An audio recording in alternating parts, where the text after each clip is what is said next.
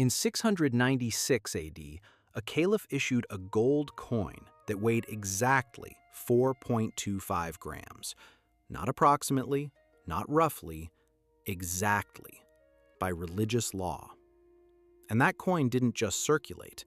It became the global reserve currency of the medieval world, trusted from the Atlantic coast of Spain to the islands of Indonesia for 700 years.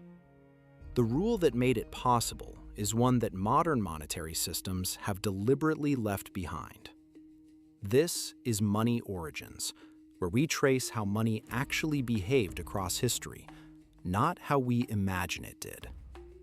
By the end of this, you'll understand why the Islamic gold dinar outlasted most empires, what single principle kept it stable for centuries, and why the moment that principle was abandoned, everything changed. And the pattern, once you see it, looks familiar. To understand why the dinar mattered, you have to see what it replaced. In the late 7th century, the early Islamic Caliphate was running on a mess. Byzantine coins, Sasanian coins, local imitations, each one with different weights, different purity, different reliability. Merchants crossing from Damascus to Baghdad couldn't trust that the coin in their hand was worth what its face suggested. This is what monetary chaos actually feels like.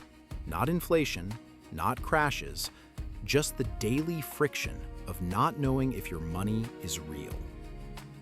Quick note, the monetary history here draws from documented historical sources, but as with all ancient economies, some details involve scholarly interpretation. Abd al-Malik, the Umayyad caliph, standardized the dinar in 696 AD, and the standardization wasn't approximate. The weight, 4.25 grams of high-purity gold, was codified. The coin carried only calligraphy, Quranic verses, no portraits, no political imagery. That wasn't just aesthetics, it was a statement. This coin's authority comes from something other than the ruler's face. At the exact same moment, Europe was fragmenting. Dozens of petty kingdoms, each minting their own coins. Clipping, shaving metal from the edges, was so common that merchants weighed coins rather than counted them. A coin's face value and its actual value had already divorced. The Islamic gold dinar, by contrast, meant what it said. Here's where it gets interesting. Islamic finance history rests on one foundational prohibition: riba.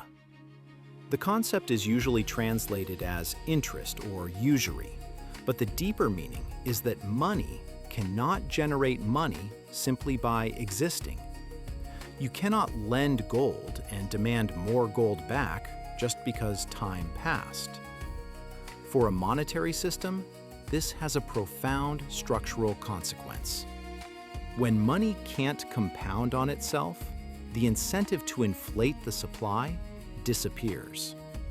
A government that can't borrow against future interest has no mechanism to quietly debase its currency and pretend nothing happened.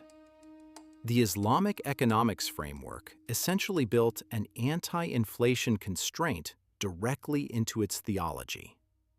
The trade-off was real. Without interest-bearing credit, large-scale capital formation was harder. The Islamic dinar world didn't develop the same banking infrastructure that later emerged in Europe. That's a genuine limitation worth naming, not a flaw of the principle, but a practical consequence of it. But on the Silk Road, where the dinar actually operated, that trade-off worked. Merchants from Cordoba to Sumatra accepted the dinar because its weight was reliable, and its issuer didn't secretly dilute it. Muslim gold coins became the international language of commerce, not because anyone mandated them globally, but because trust is its own currency. The dinar held for roughly 700 years. Then the Ottoman Empire, managing a vast and expensive military state in the 17th century, started doing what overstretched empires always do. They debased the currency. The Ottoman currency, the akçe, and later related coinage, lost a significant portion of its silver content across the 1600s. Prices rose.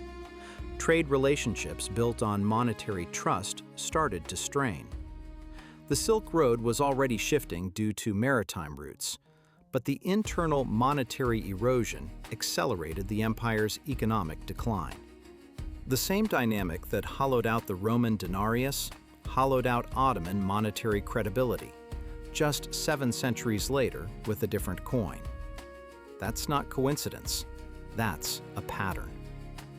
The hook at the start of this was one rule that modern economics has abandoned.